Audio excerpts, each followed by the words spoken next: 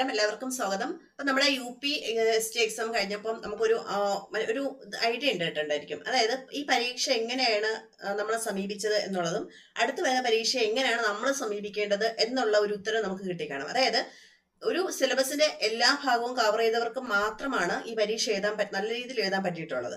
അതായത് എല്ലാ ഭാഗത്തു നിന്നും ചോദ്യങ്ങൾ ചോദിച്ചില്ല എന്നതുകൊണ്ട് തന്നെ നമ്മൾ എല്ലാ ഭാഗവും പഠിച്ചിരിക്കേണ്ടത് അത്യാവശ്യമാണ്. തന്നിട്ടുള്ള എല്ലാ ടോപ്പിക്കിൽ നിന്നും ഓരോ ചോദ്യങ്ങൾ വീതം ചോദിച്ചിട്ടില്ല.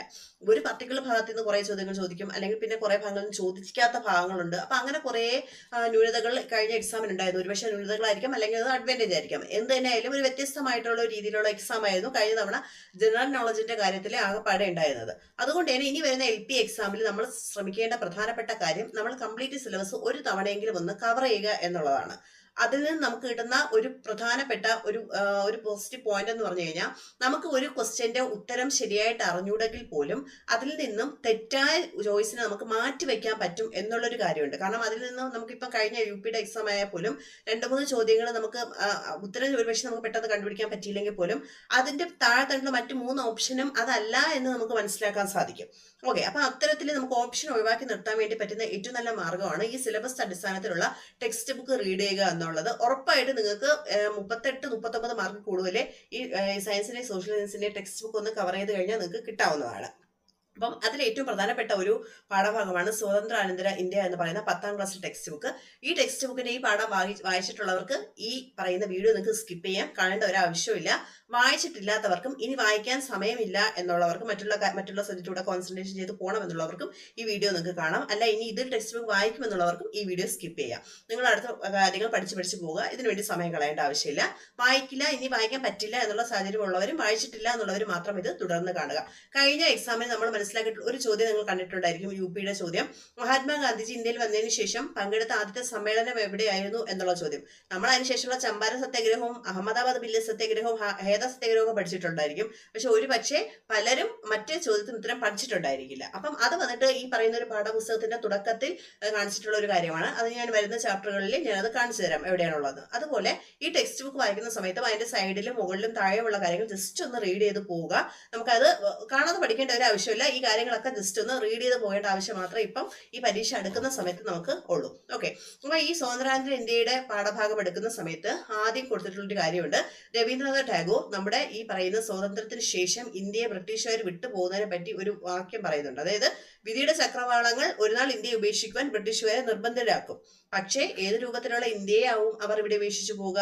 നൂറ്റാണ്ടുകളായുള്ള അവരുടെ ഭരണത്തിന്റെ അരുവി അവസാനം വറ്റി വരണ്ടു പോകുമ്പോൾ അവർ വിട്ടുപോകുന്നത് ചെളിയുടെയും അഴുക്കിന്റെയും കുമ്പാരമായിരിക്കും. അപ്പം ഈ ബ്രിട്ടീഷുകാർ ഇന്ത്യ വിട്ടു പോകുമ്പോൾ ഇന്ത്യയുടെ അവസ്ഥ ചെളിയുടെയും അഴുക്കിന്റെയും കൂമ്പാരമായിരിക്കും എന്ന് പറഞ്ഞത് ആരെ എന്ന് ഈ വലിയൊരു പാസേജിനെ ഷോർട്ടായിട്ട് ചോദിക്കാം. ആരെന്ന് ചോദിച്ചു കഴിഞ്ഞാൽ അത് രവീന്ദ്രനാഥ് ടാഗോർ ആണ്. വളരെ ഇമ്പോർട്ടന്റ് ആയിട്ടൊന്ന് ഓർത്തു വയ്ക്കുക. ഓക്കെ, അദ്ദേഹം 1947 സ്വന്തം കിട്ടുന്നതിന് മുന്നേ 1941 പറഞ്ഞിട്ടുള്ള ഒരു കാര്യമാണ് ഈ പറയുന്നത്. ദുരിതപൂർണമായ ഇന്ത്യ ആയിരിക്കും ബ്രിട്ടീഷുകാർ ഉപേക്ഷിച്ചു പോകുന്നത്. ബ്രിട്ടീഷുകാർക്ക് ഇന്ത്യയുടെ ഭരണം ഒരിക്കൽ ഉപേക്ഷിക്കേണ്ടി വരും. ഇപ്രകാരമൊക്കെ 1941 പറഞ്ഞത് ആരെന്ന് ചോദിച്ചു കഴിഞ്ഞാൽ അത് ആരാണ്? രവീന്ദ്രനാഥ് ടാഗോർ ആണ്. അതുപോലെ നമ്മൾ പ്രധാനപ്പെട്ട മറ്റൊരു പോയിന്റ് ആണ്, ഇന്ത്യ നേരിട്ട പ്രധാന പ്രശ്നം, സ്വാതന്ത്ര്യത്തിന് ശേഷം ഇന്ത്യ നേരിട്ട പ്രധാന പ്രശ്നമാണ് അഭയാർത്ഥി പ്രവാഹം എന്ന് പറയുന്നത്. അല്ലെ, ഇന്ത്യയുടെ പല ഭാഗങ്ങളിൽ നിന്നും പാകിസ്ഥാനിലോട്ടും പാകിസ്ഥാനിന്റെ പല ഭാഗങ്ങളിൽ നിന്നും ഇന്ത്യയിലോട്ടും ഒക്കെ അഭയാർത്ഥി പ്രവാഹം ഉണ്ടായി. ഇത് നടന്നതിൽ പ്രധാനപ്പെട്ട വർഗീയ കലാപങ്ങൾ പല സ്ഥലത്തും ഉണ്ടായി. കൽക്കത്ത, ബീഹാർ, നവഹാരി, ദില്ലി, പഞ്ചാബ് തുടങ്ങിയ ഭാഗങ്ങളിലാണ് വളരെ പ്രധാനപ്പെട്ട കലാപങ്ങൾ ഉണ്ടായത്. ഇതൊന്നും നിങ്ങൾ വലുതായിട്ടൊന്നും കേൾക്കേണ്ട ആവശ്യമില്ല, ജസ്റ്റ് ഞാൻ ഒന്ന് പറയുന്നേ ഉള്ളൂ, കേട്ടാൽ മതി. ഇനി ഈ പറയാൻ പോകുന്ന കാര്യങ്ങൾ ഉറപ്പായിട്ട് നിങ്ങൾ മനസ്സിൽ സൂക്ഷിച്ചു വെക്കുക. നമ്മുടെ ജീവിതത്തിൽ നിന്നും പ്രകാശം മറഞ്ഞു പോയിരിക്കുന്നു, എവിടെയും ഇരുട്ടാണ്. ഗാന്ധിജിയുടെ മരണത്തെക്കുറിച്ച് ഇപ്രകാരം പറഞ്ഞത് ആരാണെന്ന് ചോദിക്കാം. ആരാണ്? നെഹ്റു പറഞ്ഞതാണ്. ഗാന്ധിജിയുടെ മരണത്തെക്കുറിച്ച് പറഞ്ഞതാണ്, നമ്മുടെ ജീവിതത്തിൽ നിന്നും പ്രകാശം മറഞ്ഞു പോയിരിക്കുന്നു, എവിടെയും ഇരുട്ടാണ്. ഇത് പറഞ്ഞത് ഗാന്ധിജിയുടെ മരണത്തെക്കുറിച്ച് നെഹ്റു പറഞ്ഞതാണ്. പണ്ട് കാലങ്ങളിലെ PSCയുടെ നമ്മൾ ക്വസ്റ്റ്യൻ പേപ്പർ നോക്കുന്ന സമയത്ത് സ്ഥിരമായിട്ട് കാണാനുള്ള ഒരു ചോദ്യമാണിത്. കുറെ കാലങ്ങളായിട്ട് ഇത് കാണാറില്ല, അതുകൊണ്ട് ഇതൊന്ന് ഓർത്തു വയ്ക്കുക. അതുപോലെ മറ്റൊരു ചോദ്യമാണ്, 1948 ജനുവരി 30-നാണ് മഹാത്മാഗാന്ധി മരിച്ചതെന്ന് എല്ലാവർക്കും അറിയാം. എവിടെ വെച്ചാണ് അദ്ദേഹം മരിച്ചത്? അദ്ദേഹം ഡൽഹിയിൽ വെച്ചാണ് മരിച്ചത്. ആര് കൊന്നതെന്നും എല്ലാവർക്കും അറിയാം, നാഥുറാം വിനായക് ഗോഡ്സെ. എന്നാണ് മരിച്ചത്? 1948 ജനുവരി 30. ഈ ജനുവരി 30 അഹിംസാ ദിനം എന്ന് പറയുന്നത് ഗാന്ധിജി ജനിച്ച ദിവസമാണ്, ഒക്ടോബർ 2.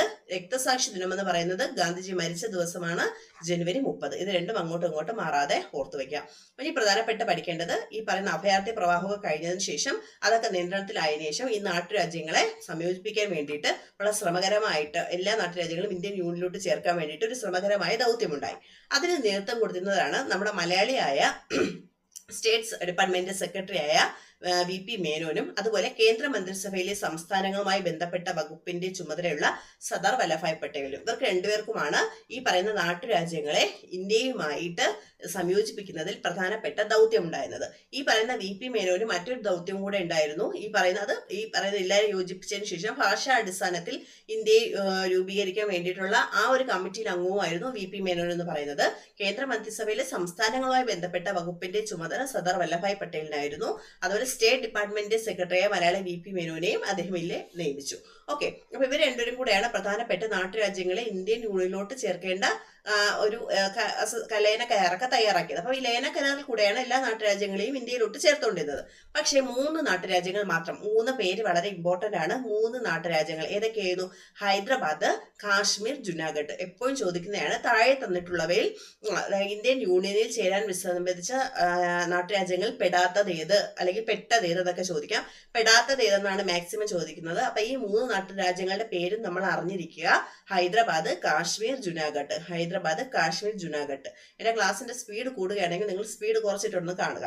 ഓക്കെ, ഇനി നിങ്ങൾക്ക് ഞാൻ ഏറ്റവും പ്രിഫർ ചെയ്യുന്ന ഒരു കാര്യം എന്ന് പറഞ്ഞു കഴിഞ്ഞാൽ എല്ലാ ക്ലാസ്സും ഒന്ന് സ്പീഡ് കൂട്ടിയിട്ട് കാണാൻ ശ്രമിക്കുക. കാരണം 1 മണിക്കൂറിന്റെ ക്ലാസ് നമുക്ക് 30 മിനിറ്റ് കൊണ്ട് കണ്ടു തീർത്ത് നമുക്ക് സമയം ലാഭിക്കാൻ പറ്റും. ഓക്കെ, നമുക്ക് സ്പീഡായിട്ട് പഠിക്കാനും പറ്റും, കുറെ ക്ലാസ്സുകൾ നമുക്ക് ഒരുമിച്ച് കേൾക്കാനും പറ്റും. അപ്പം അങ്ങനെയുള്ള കാര്യങ്ങൾ ചെയ്യുക. ഇനി സ്പീഡ് ഞാൻ പറയുന്നത് കൂടുതലാണെന്നുണ്ടെങ്കിൽ സൗണ്ട് ഒന്ന് കുറച്ചിട്ട് കേൾക്കുക, ബുദ്ധിമുട്ടുള്ളവർക്ക്. ഓക്കെ, അപ്പൊ ഇന്ത്യൻ യൂണിയനിൽ ചേരാൻ വിസമ്മതിച്ച 3 നാട്ടുരാജ്യങ്ങൾ എന്ന് പറയുന്നത് ഹൈദരാബാദ്, കാശ്മീർ, ജുനാഗഡ്. 3 നാട്ടുരാജ്യങ്ങൾ ഹൈദരാബാദ്, കാശ്മീർ, ജുനാഗഡ്. ഇപ്പൊ തന്നെ ഓർത്ത് വയ്ക്കുക, ഹൈദരാബാദ്, കാശ്മീർ, ജുനാഗഡ് 3 നാട്ടുരാജ്യങ്ങൾ ആണ് ഇവർ വിസമ്മതിച്ചത്. ഓക്കെ, അവരെ പിന്നീട് എന്ത് ചെയ്തു? അനുരഞ്ജനത്തിലൂടെയും സൈനിക നടപടികളിലൂടെയൊക്കെ ഇന്ത്യൻ യൂണിയനിലോട്ട് അവരെ കൊണ്ടുവന്നു. ഇനി വിഭജനങ്ങളെ ആസ്പദമാക്കിയിട്ട് സിനിമ, അത് വളരെ പ്രധാനപ്പെട്ടതാണ്. ഈ വിഭജന കാലത്ത് സംഭവങ്ങളെ ആസ്പദമാക്കിയിട്ട് ഇന്ത്യയിൽ കുറെ സിനിമകൾ വന്നിട്ടുണ്ടായിരുന്നു. അതിലൊന്നാണ് ഋത്വിക് ഘട്ടിന്റെ മേഘേ ദാഖധാര. മേഘേ ദാഖധാര, ഋത്വിക് ഘട്ടിന്റെ മേഘേ ദാഖധാര. MS സത്യുവിന്റെ ഖരം ഖവ, MS സത്യുവിന്റെ ഖരം ഖവ. ഗോവിന്ദ് നിഹലാനിയുടെ തമസ്, ഗോവിന്ദ് നിഹലാനിയുടെ തമസ്. പമേല റുസ്കിന്റെ ട്രെയിൻ ടു പാകിസ്ഥാൻ. ഈ പമേല റുസ്കിന്റെ ട്രെയിൻ ടു പാകിസ്ഥാൻ എപ്പോഴും PSC ചോദിക്കുന്ന ഒരു ചോദ്യമാണ്. പമേല റുസ്കിന്റെ ട്രെയിൻ ടു പാകിസ്ഥാൻ, വിഭജനത്തെ അടിസ്ഥാനമാക്കി നിർമ്മിച്ച ട്രെയിൻ ടു പാകിസ്ഥാൻ ആര് സംവിധാനം ചെയ്തു എന്ന് ചോദിച്ചു കഴിഞ്ഞാൽ പമേല റൂസ്ക് ആണ്. പമേല റൂസ്കിന്റെ ട്രെയിൻ ടു പാകിസ്ഥാൻ. അപ്പൊ ഈ ഇത്രയും ചിത്രങ്ങളാണ് വിഭജന കാലത്തെ പ്രശ്നങ്ങളെ അടിസ്ഥാനമാക്കി നിർമ്മിച്ച ചിത്രങ്ങളാണ്.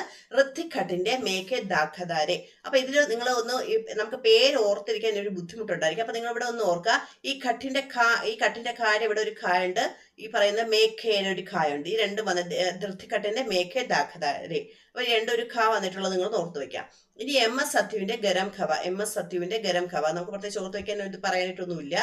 ഇനി ഗോവിന്ദ് നിഹലാനിയുടെ തമസ്. നിഹലാനി നമ്മൾ ഈ പറയുന്ന പോലെ നമ്മൾ ഈ രാത്രി പറയുന്ന ഒരു ഇതിന് വേണ്ടിയിട്ട് തമസ് എന്ന് പറയാം. നിഹലാനി, നിഹലാനി, നിഹലാനി, നിഹാനി, തമസ്. ഇനി പമേല റുസ്കിന്റെ ട്രെയിൻ ടു പാകിസ്ഥാൻ. പമേല റുസ്കിന്റെ ട്രെയിൻ ടു പാകിസ്ഥാൻ വളരെ വളരെ വളരെ ഇമ്പോർട്ടന്റ് ആയിട്ടുള്ള ഒരു ഇതാണ്. ഓക്കെ, അപ്പൊ ഈ സ്വാതന്ത്ര്യ പ്രാപ്തിക്ക് ശേഷം ഇന്ത്യയിൽ ആദ്യമായിട്ട് വന്ന ഒരു വിദേശ ശക്തി എന്ന് പറയുന്നത് പോർച്ചുഗീസുകാരാണ്, നമുക്കറിയാം. അതുപോലെ നമ്മൾ മനസ്സിലാക്കി വെക്കേണ്ട ഒരു കാര്യമാണ്, ഇന്ത്യയിൽ നിന്നും അവസാനമായിട്ട് പോയ വിദേശ ശക്തികളും പോർച്ചുഗീസുകാരാണ്. ഇന്ത്യയിലെ എല്ലാ വിദേശ ശക്തികളും പോയതിനു ശേഷം ഫ്രാൻസും പോർച്ചുഗലും ഈ പറയുന്ന 2 യൂറോപ്യൻ രാജ്യങ്ങളും കുറെ കാലം ഇന്ത്യയിൽ അതീതര പ്രദേശങ്ങൾ ഉണ്ടായിരുന്നു. അപ്പൊ അത് ഏതൊക്കെ അതീതര പ്രദേശങ്ങൾ എന്ന് പറഞ്ഞു കഴിഞ്ഞാൽ ഫ്രാൻസിന്റെ നേതൃത്വത്തിൽ ഉണ്ടായിരുന്നതാണ് പോണ്ടിച്ചേരി, കാരക്കൽ, മാഹി, യാനം. ഈ 4 പ്രദേശങ്ങൾ ഫ്രാൻസ് തന്നെ സ്വാതന്ത്ര്യത്തിന് ശേഷവും ഈ പറയുന്ന നാട്ടുരാജ്യങ്ങളെല്ലാം ഇന്ത്യയുടെ കൂടെ ലയിച്ചതിനു ശേഷവും 1954 വരെ ഫ്രാൻസ് അതിന്റെ കീഴിലായിരുന്നു ഈ പറയുന്ന പോണ്ടിച്ചേരി, കാരക്കൽ, മാഹി, യാനം. ഇതും PSC ചോദിച്ചിട്ടുള്ളതാണ്. താഴെ തന്നിട്ടുള്ളവയിൽ ഫ്രാൻസ് അതീതര പ്രദേശത്തിൽ പെടുന്നവ ഏത്, പെടാത്തവ ഏത് എന്നുള്ളത്. അപ്പൊ ഫ്രാൻസിന്റെ കീഴിൽ വന്നവയാണ് പോണ്ടിച്ചേരി, കാരക്കൽ, മാഹി, യാനം തുടങ്ങിയവ. പോണ്ടിച്ചേരി, കാരക്കൽ, മാഹി, യാനം തുടങ്ങിയവ ഫ്രാൻസിന്റെ കീഴിൽ വന്നിട്ടുള്ളതാണ്. 1954 ഇത് ഇന്ത്യയിലോട്ട് ചേർക്കപ്പെട്ടത്. 1954. അത് കഴിഞ്ഞ് പോർച്ചുഗലിന്റെ കീഴിലുണ്ടായതാണ് ഗോവ, ദാമൻ ദിയു. അത് പിന്നെയും ഇന്ത്യയുമായിട്ട് ചേർക്കാൻ വേണ്ടിയിട്ട് പിന്നെയും വർഷങ്ങൾ വേണ്ടി വന്നു. 1961 വരെ ഈ പറയുന്ന ഗോവ, ദാമൻ ദിയു തുടങ്ങിയ പ്രദേശങ്ങൾ പോർച്ചുഗലിന്റെ കീഴിൽ തന്നെയായിരുന്നു. അപ്പം എല്ലാ വിദേശ ശക്തികളും ഇന്ത്യ വിട്ടു പോയിട്ടും ഈ ഫ്രഞ്ചും ഫ്രാൻസും അതുപോലെ പോർച്ചുഗലും ഇന്ത്യ വിട്ടു പോയില്ല. അവര് വന്നിട്ട് 1954 ഫ്രാൻസും 1961 പോർച്ചുഗലിന്റെ ഭരണപ്രദേശം ഇന്ത്യയോട് ചേർന്നവരേക്കും അവരായിരുന്നു ഇന്ത്യയിൽ ഉണ്ടായിരുന്നത്. ഓക്കെ, അത് കഴിഞ്ഞിട്ട് ഇനി പിന്നെ നമ്മൾ പ്രധാനപ്പെട്ട പറയേണ്ട കാര്യമാണ് VP മേനോൻ. നേരത്തെ പറഞ്ഞ പോലെ VP മേനോൻ, സ്റ്റേറ്റ് സെക്രട്ടറി ആയിരുന്നു VP മേനോൻ. അദ്ദേഹത്തെ പറ്റി പറയാനാണെങ്കിൽ പാലക്കാടിന്റെ ഒറ്റപ്പാലത്താണ് അദ്ദേഹം ജനിച്ചത്. അദ്ദേഹത്തെ പറ്റി പ്രധാനപ്പെട്ട പറയേണ്ട കാര്യങ്ങൾ, ഇന്ത്യയിൽ ആദ്യമായിട്ട് ഗവർണറായി അപ്പോയിന്റ്മെന്റ് ചെയ്യപ്പെട്ട മലയാളി ആരെന്ന് ചോദിച്ചു കഴിഞ്ഞാൽ അത് VP മേനോനാണ്. ആദ്യമായിട്ട് ഗവർണറായിട്ട് അപ്പോയിന്റ്മെന്റ് ചെയ്യപ്പെട്ട മലയാളി ആരെന്ന് ചോദിച്ചു കഴിഞ്ഞാൽ VP മേനോനാണ്. 1952 ഒറീസയുടെ ഗവർണറായിട്ട് അദ്ദേഹം ചുമതലയേറ്റു. അതെ, the transfer of power of India, integration of Indian state, ഇത് രണ്ട് പ്രധാനപ്പെട്ട അദ്ദേഹത്തിന്റെ പുസ്തകങ്ങളാണ്. പലതവണ PSC ചോദിച്ചിട്ടുള്ളതാണ്. The transfer of power in India, the transfer of power in India, അതുപോലെ integration of Indian state, the integration of Indian state. ഇതെല്ലാം ആരുടെ കൃതികളെന്ന് ചോദിച്ചു കഴിഞ്ഞാൽ VP മേനോന്റെ ഗ്രന്ഥങ്ങളാണ്. The transfer of power in India നമ്മൾ ഓർത്ത് വയ്ക്കുക. VP മേനോൻ എന്ന് പറഞ്ഞു കഴിഞ്ഞാൽ ഇന്ത്യയിലെ നാട്ടുരാജ്യങ്ങൾ സംയോജിപ്പിക്കാൻ വേണ്ടിയിട്ട് ഉള്ള പ്രധാനപ്പെട്ട പങ്ക് വഹിച്ച വ്യക്തിയാണ്. അപ്പൊ ഈ രണ്ട് പുസ്തകത്തിന്റെ പേരും അതുമായി ബന്ധപ്പെട്ടതാണ്. The transfer of power in India, the transfer of power in India, അതുപോലെ the integration of Indian state, Indian സ്റ്റേറ്റിനെ ഇന്റഗ്രേറ്റ് ചെയ്യാൻ വേണ്ടിയിട്ട്. അപ്പം ഈ രണ്ട് പുസ്തകങ്ങളുടെയും കർത്താവ് എന്ന് പറയുന്നത് VP മേനോനാണ്. ഓക്കെ, ഇത് രണ്ടും ഓർത്ത് വയ്ക്കുക. ഇനി പ്രധാനപ്പെട്ട് നമ്മൾ പഠിക്കേണ്ട അടുത്ത കാര്യം എന്ന് പറയുന്നത് ഭരണഘടനാ രൂപീകരണവും ആദ്യത്തെ പൊതു തെരഞ്ഞെടുപ്പും. അപ്പം ഇന്ത്യയിൽ ആദ്യത്തെ പൊതു തെരഞ്ഞെടുപ്പ് നടന്ന വർഷം ഒരുപാട് തവണ ചോദിച്ചിട്ടുള്ളതാണ്. അതുപോലെ ഭരണഘടന രൂപീകരിക്കാൻ കാരണമായ മിഷൻ ഏതെന്ന് ചോദിച്ചിട്ടുണ്ട്. അതിന്റെ അധ്യക്ഷൻ ആരെന്ന് ചോദിച്ചിട്ടുണ്ട്. അതിന്റെ താൽക്കാലിക അധ്യക്ഷൻ ആരെന്ന് ചോദിച്ചിട്ടുണ്ട്. അതുപോലെ ഭരണഘടനാ നിർമ്മാണ സഭയിലെ ഡ്രാഫ്റ്റിംഗ് കമ്മിറ്റി ചെയർമാൻ ആരാണ്. ഇങ്ങനെയുള്ള ചോദ്യങ്ങൾ നമുക്ക് ഈ പറയുന്ന ഒരു 6-7 വരി കൂടെ ഇത്തരം ചോദ്യങ്ങൾ നമുക്ക് കവർ ചെയ്ത് പോവാം. ഓക്കെ, അപ്പം ക്യാബിനറ്റ് മിഷൻ 1946 ഇന്ത്യയിൽ വന്നത്. അപ്പം ക്യാബിനറ്റ് മിഷൻ ഇന്ത്യയിൽ വന്നത് ഇതൊക്കെ വളരെ ഇമ്പോർട്ടന്റ് ആയിട്ട് പഠിക്കേണ്ട കാര്യങ്ങൾ തന്നെയാണ്. 1946 ക്യാബിനറ്റ് മിഷൻ ഇന്ത്യയിൽ വന്നത്. ക്യാബിനറ്റ് മിഷൻ ഇന്ത്യയിൽ വന്നതോടുകൂടിയാണ് ഭരണഘടന രൂപീകരിക്കാൻ വേണ്ടിയിട്ട്, ഭരണഘടന രൂപീകരിക്കാൻ നേരത്തെ തീരുമാനമായെങ്കിൽ പോലും അതിനൊക്കെ തുടക്കം കുറിച്ചത് ഈ ക്യാബിനറ്റ് മിഷന്റെ നിർദ്ദേശപ്രകാരമാണ്. അപ്പൊ ഈ ഭരണഘടനാ നിർമ്മാണ സഭ രൂപീകരിച്ചു. ഈ സഭയുടെ ആദ്യമായി അധ്യക്ഷനായിട്ട് വന്നത് ആരെന്ന് ചോദിച്ചു കഴിഞ്ഞാൽ അത് വന്നിട്ട് സച്ചിദാനന്ദ സിൻഹ ആയിരുന്നു. പിന്നീട് സ്ഥിരം അധ്യക്ഷനായത് ആരെന്ന് ചോദിച്ചു കഴിഞ്ഞാൽ അത് വന്നിട്ട് രാജേന്ദ്ര പ്രസാദാണ്. അപ്പം ഈ ഭരണഘടനാ നിർമ്മാണ സഭയുടെ സ്ഥിരം അധ്യക്ഷനാരെന്ന് ചോദിച്ചു കഴിഞ്ഞാൽ അത് രാജേന്ദ്ര പ്രസാദാണ്. ഇനി ഭരണഘടന എഴുതി തയ്യാറാക്കാനായി BR അംബേദ്കറിനെയാണ് ചെയർമാനായിട്ട് ഒരു ഡ്രാഫ്റ്റിംഗ് കമ്മിറ്റി നിയമിച്ചത്. BR അംബേദ്കറിനെ ചെയർമാനായിട്ട് ഒരു ഡ്രാഫ്റ്റിംഗ് കമ്മിറ്റി നിയമിച്ചു. ഓക്കെ, അപ്പൊ ഡ്രാഫ്റ്റിംഗ് കമ്മിറ്റി ചെയർമാൻ ആരെന്ന് ചോദിച്ചാൽ ഡോക്ടർ BR അംബേദ്കർ ആണ്. ഇനി ഭരണഘടന നിലവിൽ വന്നത് 1950 ജനുവരി 26 1950 ജനുവരി 26. അപ്പം നമ്മുടെ ഭരണഘടന നിർമ്മാണ സഭയുടെ ഏത് മിഷന്റെ നിർദ്ദേശപ്രകാരമാണ് വന്നതെന്ന് ചോദിച്ചു കഴിഞ്ഞാൽ 1946 ക്യാബിനറ്റ് മിഷന്റെ നിർദ്ദേശപ്രകാരം. അതിന്റെ അധ്യക്ഷൻ ആരെന്ന് ചോദിച്ചു കഴിഞ്ഞാൽ രാജേന്ദ്ര പ്രസാദ് ആണ്.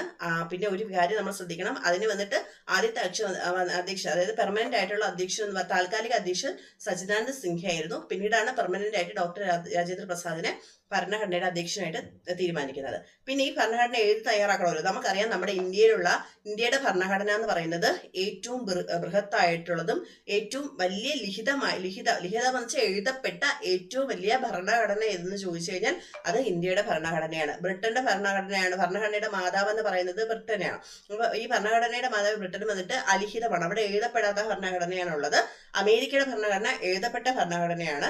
ഇന്ത്യയുടെ ഭരണഘടന എഴുതപ്പെട്ടതിൽ വെച്ച് ഏറ്റവും വലിയ ഭരണഘടനയാണ് ഇന്ത്യയുടെ ഭരണഘടന. അപ്പൊ ഈ ഭരണഘടന എഴുതാൻ വേണ്ടിയിട്ട് ഡോക്ടർ BR അംബേദ്കറിനെ ചെയർമാനായിട്ട് ഒരു ഡ്രാഫ്റ്റിംഗ് കമ്മിറ്റിയെ നിയമിച്ചിട്ടുണ്ടായിരുന്നു. 1956 ജനുവരി 26 ഇന്ത്യയുടെ ഭരണഘടന നിലവിൽ വരികയും ഇന്ത്യ റിപ്പബ്ലിക്കായി പ്രഖ്യാപിക്കുകയും ചെയ്തത്. നമുക്കറിയാം നമ്മൾ റിപ്പബ്ലിക് ദിനം ആഘോഷിക്കുന്നത് ജനുവരി 26 1950 ജനുവരി 26 ഇന്ത്യ ഒരു റിപ്പബ്ലിക്കായിട്ട് പ്രഖ്യാപിച്ചത്. അന്നാണ് നമ്മുടെ ഭരണഘടന നിലവിൽ വന്നത്. ഇനി ഇന്ത്യയുടെ ആദ്യത്തെ പൊതു തെരഞ്ഞെടുപ്പ് വളരെ വളരെ ഇമ്പോർട്ടന്റ് ആണ്. ഒരുപാട് തവണ ചോദിച്ചിട്ടുണ്ട്. ഇനി വരുന്ന LP എക്സാമിനോ LDCക്കോ ഒക്കെ ചോദിക്കാവുന്ന ചോദ്യമാണ്, പ്രതീക്ഷിക്കാവുന്ന ചോദ്യമാണ്. ഇന്ത്യയിലെ ആദ്യത്തെ പൊതു തെരഞ്ഞെടുപ്പ് നടന്നത് 1951-52 ചോദിക്കാറുണ്ട്. നിങ്ങൾ പ്രതീക്ഷിക്കുന്നത് പോലെ അങ്ങനെ ഡയറക്റ്റ് ആയിട്ട് ചോദിക്കില്ല. നമുക്കറിയാലോ സ്റ്റേറ്റ്മെന്റ് രൂപത്തിലെ ഇത് എടുത്തിടും. അപ്പൊ നമുക്ക് ഇത് തെറ്റാണെന്നുണ്ടെങ്കിൽ നമുക്ക് ആ ഓപ്ഷൻ അങ്ങോട്ട് മാറ്റിവെക്കാം.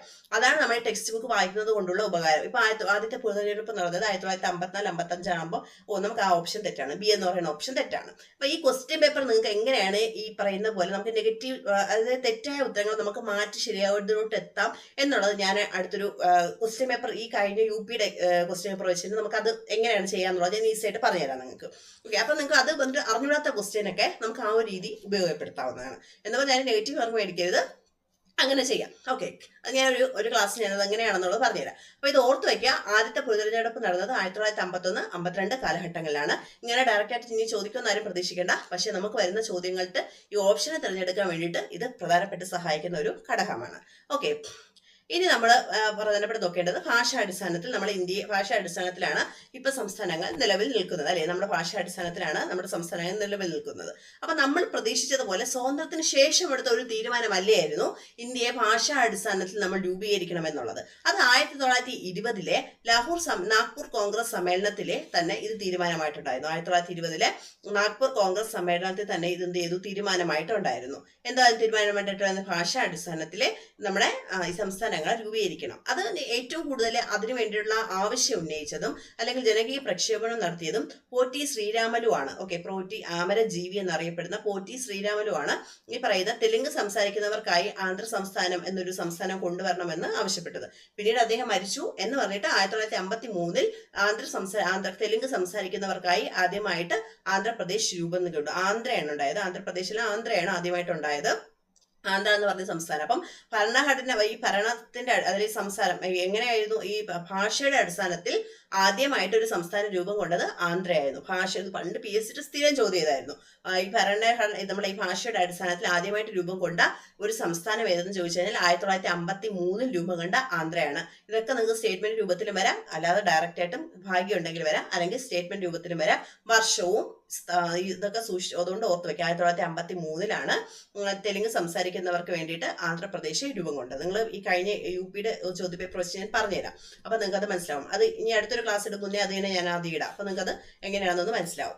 ഓക്കെ, ഇനി മറ്റൊരു കാര്യം എന്തെന്ന് പറഞ്ഞു കഴിഞ്ഞാൽ ഈ ഭാഷയുടെ സംസ്ഥാനങ്ങളെ പുനഃസംഘടിപ്പിക്കുന്നതിനായി സംസ്ഥാന പുനഃസംഘടനാ കമ്മീഷനെ രൂപീകരിച്ചു. അപ്പൊ ഭാഷ അടിസ്ഥാനത്തിൽ നമ്മുടെ ആന്ധ്ര മാത്രം വന്നതുപോലല്ലോ. അപ്പൊ എല്ലാ സംസ്ഥാനങ്ങളും ഇന്ന് കാണുന്ന തമിഴ്നാട് ആയാലും കേരളം ആയാലും കർണാടക ആയാലും ഇതെല്ലാം രൂപീകരിച്ചത് വന്നിട്ട് ഭാഷയുടെ അടിസ്ഥാനത്തിലാണ്. അപ്പം അത്തരത്തിൽ രൂപീകരിക്കാൻ വേണ്ടിയിട്ട് സംസ്ഥാന പുനഃസംഘടന കമ്മീഷനെ രൂപീകരിച്ചു. അപ്പൊ അതിന്റെ അധ്യക്ഷനായിരുന്നു ഫസൽ അലി. അതിന്റെ അധ്യക്ഷനായിരുന്നു ഫസൽ അലി എന്ന് പറയുന്നത്. അപ്പം അതുപോലെ HN കുൻസ്രു, മലയാളിയായ KM പണിക്കർ എന്നിവരും അതുപോലെ ഇതിന്റെ മറ്റ് അംഗങ്ങളായിരുന്നു. അപ്പം ആരൊക്കെയായിരുന്നു സംസ്ഥാന പുനഃസംഘടനയുടെ അംഗങ്ങളെന്ന് ചോദിച്ചു കഴിഞ്ഞാൽ അധ്യക്ഷൻ വന്നിട്ട് ഫസൽ അലി ആയിരുന്നു. ഫസൽ അലി കമ്മീഷനായിരുന്നു.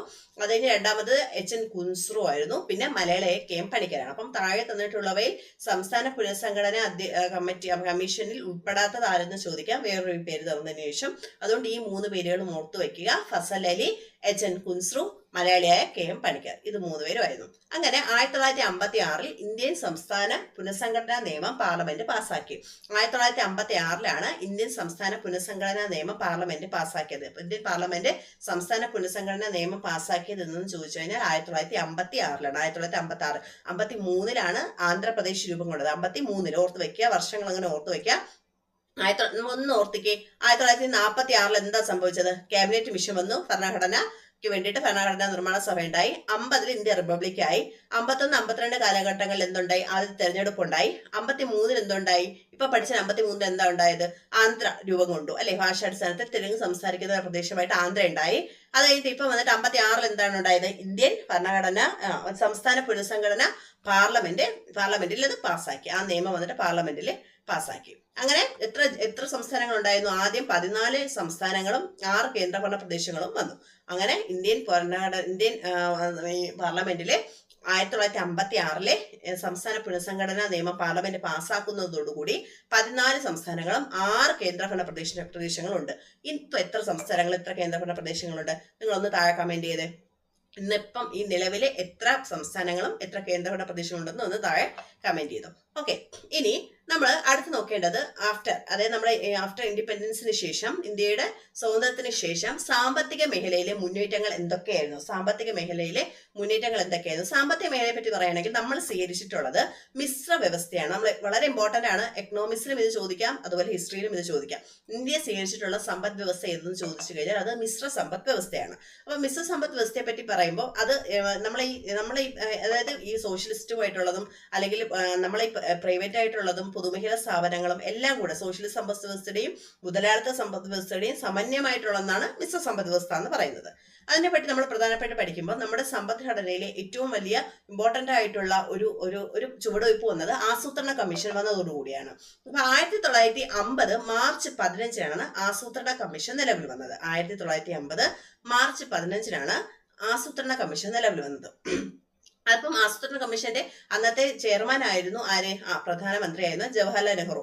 1950 ആരായിരുന്നു പ്രധാനമന്ത്രി ആയിരുന്നത്? ജവഹർലാൽ നെഹ്റു ആണ്. നമ്മൾ ഓരോ പ്രധാനമന്ത്രിമാരുടേത് അല്ലെങ്കിൽ നമ്മൾ ആ സമയത്ത് രാഷ്ട്രപതിമാരുടേത്, പിന്നെ നമ്മൾ തിരുവിതാംകൂറിലോട്ട് വരുന്ന സമയത്ത് ദിവാൻമാരുടേത് കാലയളവ് ഓർത്ത് വയ്ക്കുന്നത് നല്ലതായിരിക്കും. കാരണം കഴിഞ്ഞ UPയുടെ ഒരു എക്സാമിനെ പുന്നപ്ര വയലാർ സമരത്തിന്റെ വർഷം കൊടുത്തിട്ടുണ്ടായിരുന്നു. അപ്പൊ ഈ വർഷത്തിന്റെ സമയത്ത്, അതായത് ഈ ഒരു വർഷം കൊടുത്തിട്ട് പുന്നപ്ര വയലാർ സമരം നടന്ന സമയത്ത് ആരായിരുന്നു ദിവാൻ എന്ന് ചോദിച്ചിട്ടുണ്ടായത്. അപ്പം ഒരു പക്ഷേ നമുക്ക് തിരുവിതാംകൂർ ദിവാൻ ആരെന്നപ്പം ആരാണ് ആ സമര സമയത്ത് ഓർമ്മയില്ലെങ്കിൽ പോലും ആ വർഷത്തിന് അയാളായിരുന്നല്ലോ എന്ന് നമുക്ക് ഓർത്ത് അതിന് കറക്റ്റായിട്ട് ഉത്തരം എഴുതാൻ പറ്റും. അതാണ് ഞാൻ പറഞ്ഞത്, ചില ഓപ്ഷൻസ് എങ്ങനെയാണ് നമുക്ക് ശരിയായ ഉത്തരമാക്കി മാറ്റുന്നത് എന്നുള്ളത് വളരെ ഇമ്പോർട്ടന്റ് ആയിട്ടുള്ള ഒരു ഘടകമാണ്. അപ്പൊ അതിലേക്ക് വേണ്ടിയിട്ട് ഇങ്ങനെയുള്ള ചില കേസുകൾ ഓർത്ത് വെക്കുക. അപ്പൊ 1950 സമയത്ത് നമുക്കറിയാം ജവഹർലാൽ നെഹ്റു ആയിരുന്നു പ്രധാനമന്ത്രി. അപ്പൊ ആസൂത്രണ കമ്മീഷന്റെ സമയത്ത് ആരായിരുന്നു പ്രധാനമന്ത്രി എന്ന് ചോദിച്ചു കഴിഞ്ഞാൽ ജവഹർലാൽ നെഹ്റു ആണ്. ചെയർമാൻ ആരെന്ന് ചോദിച്ചു കഴിഞ്ഞാൽ അതും ജവഹർലാൽ നെഹ്റു ആണ്. അപ്പൊ വൈസ് ചെയർമാൻ ആരായിരുന്നു ചോദിച്ചു കഴിഞ്ഞാൽ ഗുൽസാരി നന്ദയായിരുന്നു. വൈസ് ചെയർമാൻ ആരായിരുന്നു? ഗുൽസാരി നന്ദയായിരുന്നു. പിന്നീട് 2 പ്രധാനപ്പെട്ട അംഗങ്ങൾ കൂടെ ഉണ്ടായിരുന്നു, TD കൃഷ്ണമാചാരിയും CD ദേശ്മുഖും. ഈ 2 പേരുകളും കൂടെ ഒന്ന് ഓർത്തു വെക്കാം. ഇനി നമ്മൾ ഈ പറയുന്ന സാമ്പത്തിക ആസൂത്രണം എന്ന ആശയം കൈക്കൊണ്ടത് സോവിയറ്റ് യൂണിയനിലാണ്. സോവിയറ്റ് യൂണിയനിൽ നിന്നുമായിരുന്നു നമ്മൾ ആദ്യമായിട്ട് സാമ്പത്തിക ആസൂത്രണം എന്ന് പറയുന്ന ഒരു കാര്യം നമ്മൾ കൈക്കൊണ്ടത്. ഇന്ത്യയിൽ നിന്നും സോവിയറ്റ് യൂണിയനിൽ നിന്നുമായിരുന്നു ഇന്ത്യ കൈക്കൊണ്ടത്. ഓക്കെ, ഇനി 1900 സ്വാതന്ത്ര്യത്തിന് ശേഷം ആസൂത്രണ പരിപാടികളൊക്കെ ഉണ്ടായി. 1950 ജവഹർലാൽ നെഹ്റുവിന്റെ നേതൃത്വത്തിൽ ആസൂത്രണ കമ്മീഷൻ നിലവിൽ വന്നു. നേരത്തെ പറഞ്ഞത് തന്നെയാണ്.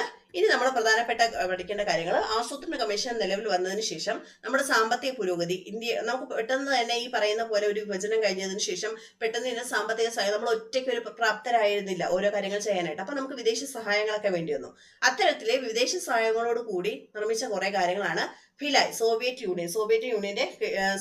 യൂണിയന്റെ സഹായത്തോടു കൂടി ഫിലായ് എന്ന് പറയുന്ന ഇരുമ്പുരുക്ക് ശാല, അതുപോലെ സോവിയറ്റ് യൂണിയന്റെ സഹായത്തോടുകൂടി ബൊക്കാറോ എന്ന് പറയുന്ന ഇരുമ്പുരുക്ക് ശാല, ജർമ്മനിയുടെ സഹായത്തോടു കൂടി റുക്കേല എന്ന് പറയുന്ന ഇരുമ്പുരുക്ക് ശാല, ബ്രിട്ടന്റെ സഹായത്തോടു കൂടി ദുർഗാപൂർ എന്ന് പറയുന്ന ഇരുമ്പുരുക്ക് ശാല, ഇതെല്ലാം വന്നിട്ടുള്ളത് ആരുടെ സഹായത്തോടു കൂടിയായിരുന്നു? സോവിയറ്റ് യൂണിയന്റെ സഹായത്തോടു കൂടിയായിരുന്നു.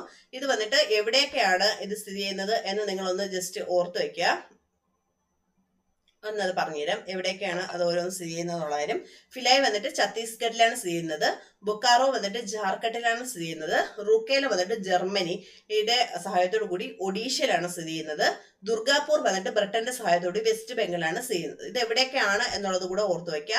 1952 ഒക്ടോബർ 2 ഗാന്ധിജിയുടെ ജന്മദിനത്തിനായിരുന്നു 1 പഞ്ചവത്സര പദ്ധതികൾക്ക് തുടക്കം കുറിച്ചത്. മൊത്തം 55 പദ്ധതികൾക്കാണ് തുടക്കം കുറിച്ചത്. അത് ജസ്റ്റ് ഒന്ന് ഓർത്ത് വെച്ചാൽ മതി.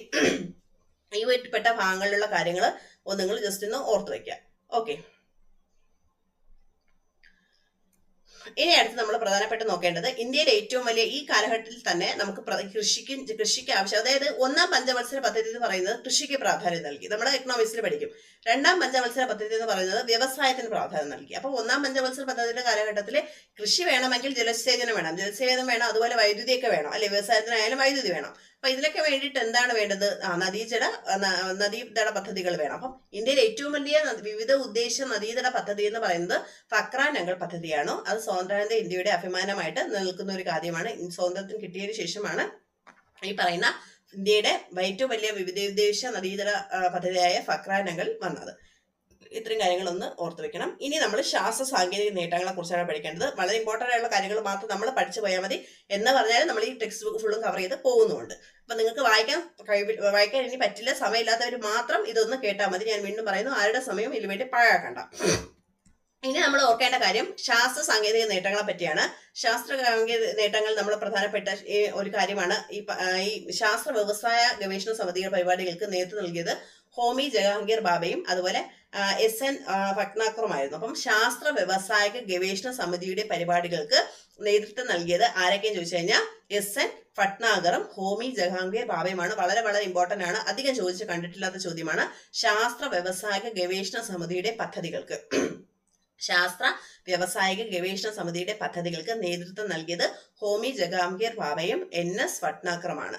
ഓക്കെ, അവരാണ് ഈ ഹോമി ജഹാംഗീർ ബാബയുടെ നേതൃത്വത്തിലാണ് ശാസ്ത്ര സ്ഥാപനങ്ങളാണ് ടാറ്റ ഇൻസ്റ്റിറ്റ്യൂട്ട് ഓഫ് ഫണ്ടമെന്റൽ റിസർച്ചും ഇന്ത്യൻ ആണവോർജ കമ്മീഷൻ എന്നിവ. അപ്പം ഈ ഹോമി ജഹാംഗീർ ബാബയുടെ നേതൃത്വത്തിലുള്ള രണ്ട് പ്രധാനപ്പെട്ട സ്ഥാപനങ്ങളാണ് ടാറ്റ ഇൻസ്റ്റിറ്റ്യൂട്ട് ഓഫ് ഫണ്ടമെന്റൽ റിസർച്ചും ഇന്ത്യൻ ആണവോർജ കമ്മീഷൻ. ഇന്ത്യൻ ആണവോർജത്തിന്റെ പിതാവ് എന്ന് പറയുന്നത് ഹോമി ജഹാംഗീർ ബാബയാണ്, നമുക്ക് അറിയാം. ഓക്കെ, ഇനി ഇന്ത്യയുടെ ബഹിരാകാശ ഗവേഷണത്തിലോട്ട് വരികയാണെങ്കിൽ 1962 ജവഹർലാൽ നെഹ്റുവും അതുപോലെ വിക്രം സാരാഭായിയുടെ ശ്രമഫലമായിട്ട് ഇന്ത്യയിൽ ദേശീയ ബഹിരാകാശ സമിതി രൂപീകൃതമായത്. അപ്പം വളരെ ഇമ്പോർട്ടന്റ് ആയിട്ട് നമുക്ക് പ്രത്യേകിച്ച് ചോദിക്കുന്ന ടോപ്പിക്കാണ് ഇന്ത്യയുടെ ബഹിരാകാശ ഗവേഷണം എന്ന് പറയുന്നത്. അതിൽ നമ്മൾ മംഗൾയാനെയും ചന്ദ്രയാനെയും ഗഗയാനെയും ഒക്കെ പറ്റി നമ്മൾ പഠിച്ചിരിക്കണം. ആ സെപ്പറേറ്റ് ഞാൻ ഇപ്പൊ ലേറ്റസ്റ്റ് ആയിട്ടുള്ള ഒരു കറണ്ട് അഫയേഴ്സ് രീതിയിൽ പറഞ്ഞുതരാം. കഴിഞ്ഞ പേപ്പറിൽ അതൊന്നും ചോദിച്ചിട്ടില്ലായിരുന്നു. ഒരു നാവിക സിനിമ ബന്ധപ്പെട്ട ഒരു ചോദ്യമായിരുന്നു ചോദിച്ചിട്ടുണ്ടായത്. അപ്പം 1962 ജവഹർലാൽ നെഹ്റുവിന്റെയും അതുപോലെ ശാസ്ത്രജ്ഞനായ വിക്രം സാരാഭായിയുടെയും ശ്രമഫലമായിട്ടാണ് ഇന്ത്യൻ ദേശീയ ബഹിരാകാശ സമിതി രൂപീകൃതമായത്. 1962 രൂപീകൃതമായത്. പിന്നീട് 1969 ഇന്ന് നിലവിലുള്ള ISRO നിലവിൽ രൂപം കൊണ്ടു. 1969 ISRO രൂപം കൊണ്ടത്. പിന്നെ ആദ്യമായിട്ട് ഒരു റോക്കറ്റ് വിക്ഷേപണ കേന്ദ്രം വന്നത് തിരുവനന്തപുരത്തിനടുത്തുള്ള തുമ്പയിലാണ്. അപ്പൊ 62 എന്തുണ്ടായി? ഇന്ത്യൻ ദേശീയ ബഹിരാകാശ ഗവേഷണ സമിതി 1962 ആ വർഷം ഒന്ന് ഓർത്തു വെക്കാം. 62 ഗവേഷണ സമിതി, 69 ISRO Indian space research organisation ഉണ്ടായി. ഇനി ഇന്ത്യയിലെ ആദ്യത്തെ റോക്കറ്റ് വിക്ഷേപണ കേന്ദ്രം ഏതെന്ന് ചോദിച്ചു കഴിഞ്ഞാൽ തുമ്പയിലാണ്. ഇന്ത്യ ആദ്യമായിട്ട് വിക്ഷേപിച്ച ഉപഗ്രഹം ഏതാണ്? ആര്യഭട്ട. ഏത് വർഷമാണ്? 1975. അപ്പൊ ഇത് ചിലപ്പോൾ നമുക്ക് ഈ ആര്യഭട്ട വിക്ഷേപിച്ച വർഷങ്ങൾ നമുക്ക് തരും. അപ്പൊ നമ്മൾ ഈ വർഷങ്ങൾ 1960 മുന്നേയുള്ള വർഷങ്ങളാണ് തരണമെങ്കിൽ അത് തെറ്റാണെന്ന് ഓർത്തു വെക്കുക. കാരണം ആദ്യം എന്തുണ്ടായി? നമ്മുടെ ദേശീയ ബഹിരാകാശ സമിതി ഉണ്ടായി. പിന്നെ അതിനുശേഷം എന്തുണ്ടായി? ISRO ഉണ്ടായി. അതിനൊക്കെ ശേഷമാണ് ഈ ആര്യഭട്ട നമ്മൾ വിക്ഷേപിച്ചത് എന്നൊന്ന് ഓർത്തു വെക്കുക. 1975 നമ്മൾ ആര്യഭട്ട വിക്ഷേപിച്ചത്. ഓക്കെ, ഇനി ഉപഗ്രഹങ്ങൾ വിക്ഷേപിക്കുന്നതിൽ നമുക്ക് പ്രധാനപ്പെട്ട രണ്ട് ഏജൻസികളെ പറ്റി പഠിക്കണം. ഒന്ന് നാഷണൽ റിമോട്ട് സെൻസിംഗ് ഏജൻസി, രണ്ട് ഫിസിക്കൽ റിസർച്ച് ലബോറട്ടറി. ഇത് രണ്ടും വന്നിട്ട് ഉപഗ്രഹങ്ങൾ വിക്ഷേപിക്കുന്നതിന് വേണ്ടിയിട്ട് പ്രധാനപ്പെട്ട പങ്കുവഹിക്കുന്ന രണ്ട് കേന്ദ്രങ്ങളാണ്. അതുപോലെ നമ്മൾ പ്രധാനപ്പെട്ട വികസിപ്പിച്ച മിസൈലുകളാണ് പൃഥ്വി, അഗ്നി തുടങ്ങിയവ. നമ്മൾ കഴിഞ്ഞ യുപിയുടെ ചോദ്യത്തിലുണ്ടായിരുന്നു. പിന്നെ ഡോക്ടർ രാജ രാമണ്ണ, ഡോക്ടർ APJ അബ്ദുൽ കലാം ഇവരെ പ്രധാനപ്പെട്ട പങ്കുവഹിച്ചതാണ്. ഡോക്ടർ രാജ രാമണ്ണ ആരാണ്? ഡോക്ടർ രാജ രാമണ്ണ ആണവോർജത്തിന്റെ അതായത് ആറ്റം ബോംബിന്റെ പിതാവ് എന്ന് അറിയപ്പെടുന്നു. APJ Abdul Kalam missile man of India എന്ന് അറിയപ്പെടുന്നു. അത് രണ്ടും ഓർത്തു വയ്ക്കാം. ഇനി വിക്രം സാരാഭായെ പറ്റി പറയുകയാണെങ്കിൽ നമുക്കറിയാം, വിക്രം സാരാഭായ് ഇവിടെ ആണവ മേഖലയിലെയും ബഹിരാകാശ ഗവേഷണത്തിലും ഒരുപോലെ സംഭാവനകൾ നൽകിയതാണ് വിക്രം സാരാഭായ്. പിന്നെ എന്താണ് അദ്ദേഹത്തെ പറ്റി പറയേണ്ടത്? അഹമ്മദാബാദിലെ ഫിസിക്കൽ റിസർച്ച് ലബോറട്ടറിയിൽ ഫിസിക്സ് പ്രൊഫസറും ഡയറക്ടറുമായി, തുമ്പ ബഹിരാകാശ ഗവേഷണ കേന്ദ്രം, അഹമ്മദാബാദിലെ ഉപഗ്രഹ വാർത്താ വിനിമയ കേന്ദ്രം തുടങ്ങിയവയുടെ ശില്പി. അപ്പം തുമ്പ റോക്കറ്റ് വിക്ഷേപണ കേന്ദ്രം ആരാണ് നിർമ്മിച്ചതെന്ന് ചോദിച്ചാൽ ആരാണ് അതിന് നേതൃത്വം നൽകിയത്? വിക്രം സാരാഭായ് ആണ്. ഓക്കെ, അതുകൊണ്ട് തന്നെ അദ്ദേഹത്തിന്റെ ഓർമ്മയ്ക്ക് നമ്മൾ വിക്രം സാരാഭായ് സ്പേസ് സെന്റർ എന്ന് തുമ്പ ബഹിരാകാശ ഗവേഷണത്തിന് നമ്മൾ പേരും കൊടുത്തിട്ടുണ്ട്. ഇനി അബ്ദുൽ കലാമിനെ പറ്റി പറയുകയാണെങ്കിൽ അബ്ദുൽ കലാമിനെ പറ്റി നമുക്കറിയാം, അതാണ് India missile man of India എന്ന് പറയുന്നു. അദ്ദേഹം തന്നെ വികസിപ്പിച്ച ബഹിരാകാശ ഉപഗ്രഹ വിക്ഷേപണ വാഹിനികളാണ് SLV-3യും PSLV. അപ്പൊ നമ്മൾ PSLV എന്നൊക്കെ എല്ലാ റോക്കറ്റ് വിക്ഷേപണങ്ങളും നമ്മൾ കേൾക്കും. GSLV, PSLV, SLV എന്ന് കേൾക്കും. അപ്പൊ SLV-3യും PSLVയും അദ്ദേഹത്തിന്റെ വികസിപ്പിച്ചെടുത്ത രണ്ട് ഉപഗ്രഹ വിക്ഷേപണ വാഹിനി.